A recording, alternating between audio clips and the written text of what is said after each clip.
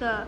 Assalamualaikum warahmatullahi wabarakatuh. Waalaikumsalam warahmatullahi wabarakatuh. Gimana kabarnya anak-anak? Baik. Udah semua ya? Yeay. Absen dulu. Ada Bu. Intan, Ada Pak. Maisa, Hadir dong. Sesi, Hadir. Ika, Alan. Hadir. Semuanya udah semua ya, nggak ada yang sakit. Alhamdulillah ya pada hari ini kita yaitu adalah pelajarannya pendidikan Pancasila. Kita sampai pada bab 4 yaitu dibuka halaman 52. Sampai Pak. Oke. Sebelumnya apakah kalian di rumah sudah pernah membaca tentang belajar bermusyawarah? Benar. Beneran? Oke. Musyawarah itu apa sih? Intan, musyawarah itu apa?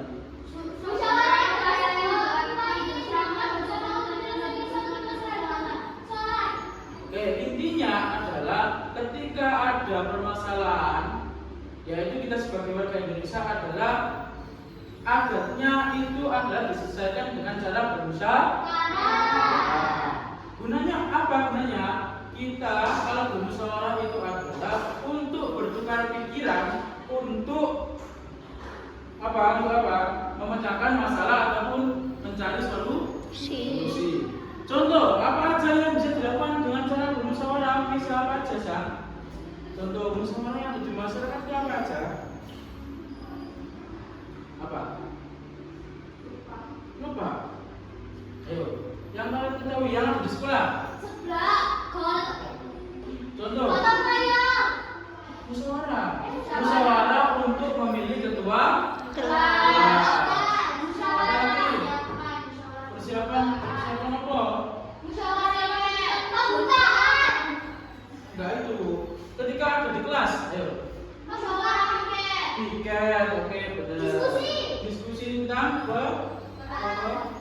pembelajaran. Oke.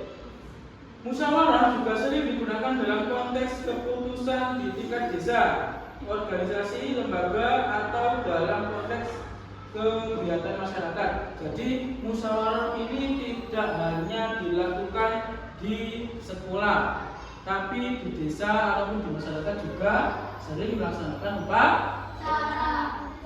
musyawarah. Ya.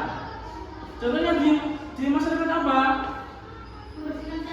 Oke, bisa dilakukan dengan cara pertama musyawarah dulu, nanti terus diadakan gotong. Terus lanjut. Ada beberapa ciri-ciri musyawarah. Di situ adalah ada 7 poin. Yang pertama apa, Tiga? Halaman 53.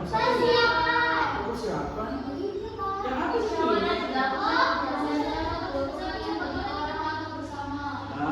Musyawarah itu dilakukan karena kepentingannya adalah kepentingan banyak tidak kepentingan pribadi. Contoh gini. Contohnya adalah ketika di kelas 6 ini akan melaksanakan misalnya ada teman kita yang sakit misalnya. Ketika kita mau menjenguknya, kita pasti yaitu yang pertama adalah dengan cara bermusyawarah. Bermusyawarahnya gimana? Misalnya Alan ini sakit, kita di Alan ini hari apa? Bawa apa? Siapa aja yang diajak? Misalnya gurunya siapa aja? Itu bisa dilakukan dengan cara bermusyawarah. Nomor 2, baca Alan. Pembukaan. Nomor 2 yang atas. Hasil dari keputusan musyawarah dapat diterima dengan kata sehat. Karena musyawarah adalah melibatkan semua orang, jadi hasilnya adalah harus diterima dengan akal sehat. Contoh gini, dalam bermusyawarah itu ada yang misalnya, Pak, aku ini gak setuju, Pak. Tapi suaranya sama itu kalah dengan suaranya orang banyak. Nah, berarti solusinya adalah sampean harus legowo. Karena sampean itu adalah dalam forum, makanya sampean harus bisa merelakan pendapatnya demi kepentingan bersama. Nomor 3, Baca Cecil.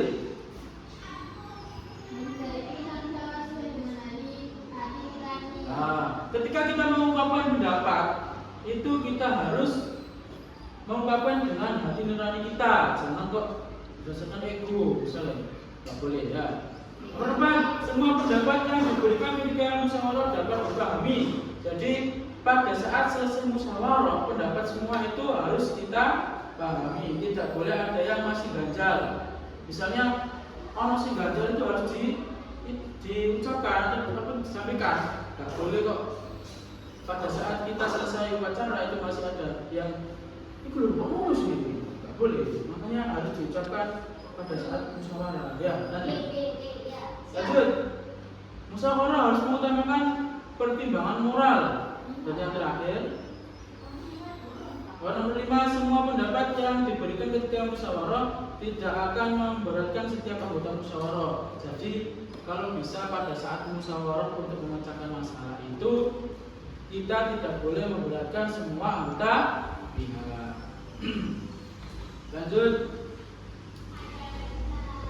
Nah, musyawarah adalah proses mufakat yang merupakan cerminan dari pengamalan sila keberapa ya? Sila keempat, yaitu adalah lambangnya adalah kepala banteng, yang bunyinya adalah apa? Sila keempat, kerakyatan yang dipimpin oleh genap kesenangan dalam musyawarah perwakilan. Yakni yang pertama adalah kerakyatan. Sila keempat menegaskan prinsip pemerintahan yang berdasarkan kehendak rakyat. Jadi kita sebagai pimpinan misalnya suatu saat nanti misalnya Tika sebagai presiden Indonesia itu harus mengutamakan rakyat, tidak boleh mengutamakan diri sendirinya sendiri. Demi misalnya wakil pemimpin ini kok nggak boleh. Jadi harus mengutamakan kepentingan rakyatnya. Yang kedua, hikmah kebijaksanaan. Musyawarah tidak hanya tentang mencapai mufakat, tetapi juga tentang menggunakan hikmah dan kebijaksanaan dalam menilai dan memilih opsi terbaik untuk kepentingan bersama. Jadi kita harus bijaksana dalam menentukan pendapat orang lain, dan kita tidak boleh bersikap aku, dan kita diutamakan mempunyai sikap bijaksana. Dan nomor 3, pemufakatan dan perwakilan. Musyawarah dapat dilakukan secara langsung antara anggota masyarakat dan melalui perwakilan yang dipilih oleh masyarakat. Jika di dalam pemerintahan desa misalnya, kepala desa itu dipilih oleh siapa? Masyarakat atau rakyat. Misalnya si A dan si B. Misalnya yang jadi si A, yang harus harus legowo yang si B, tidak boleh aku kok gak jadi. Karena semua itu sudah dipilih oleh masyarakat. Dan yang terakhir, penciptaan konsensus. Musyawarah bertujuan untuk mencapai mufakat atau konsensus di antara berbagai pihak yang terlibat. Dengan demikian, musyawarah menjadi cerminan dari pengamalan sila keempat dalam Pancasila. Oke, lanjut. Manfaat musyawarah. Yang pertama adalah melatih mengemukakan pendapat.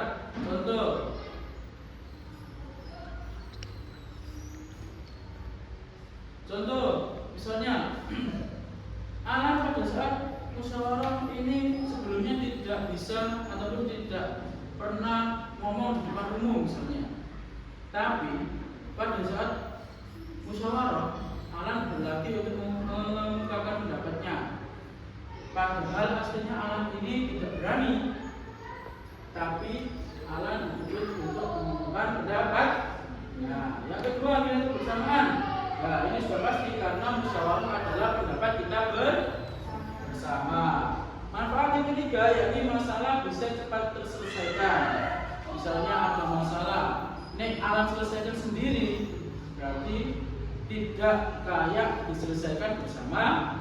Makanya kita sebagai makhluk sosial itu butuh seseorang.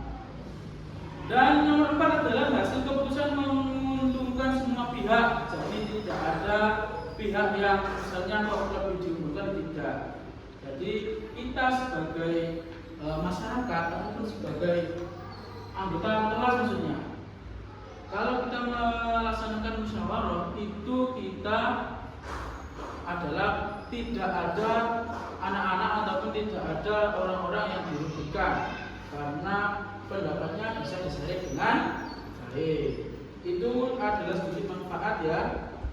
Dan kita lanjut kepada poin B, belajar bermusyawarah. Kita belajar musyawarah itu sejak kapan ya? Sejak dini lah. Contoh sampai ini adalah ada jenjang sekolah dasar, itu juga bisa dijadikan pembelajaran untuk bermusyawarah. Nanti manfaatnya untuk apa ya? Nanti kedepannya sampai pada saat di masyarakat itu juga bisa berinteraksi dengan masyarakat dengan baik.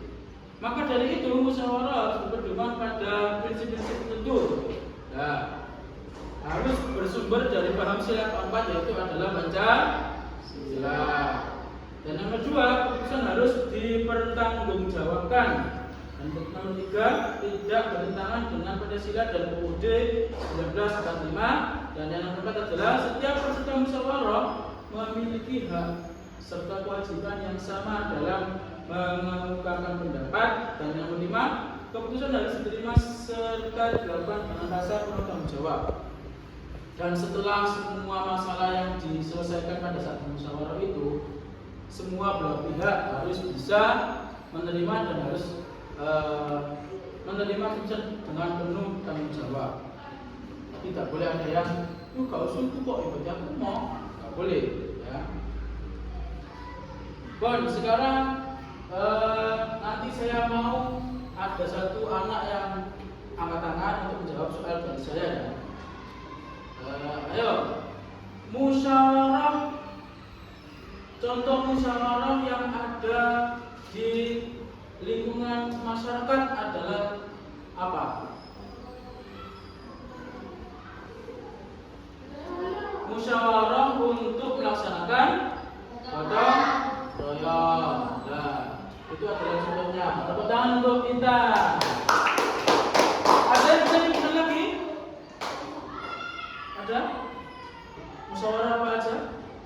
Membersihkan kuburan, musyawarah untuk membersihkan. Oke. Semua yang ada di masyarakat, jawaban dari Mbak Intan dan Mbak Messi tadi benar. Yang intinya semua itu harus dimusyawarahkan dengan baik untuk terjadinya kegiatan yang bagus. Cukup sekian dari saya ya.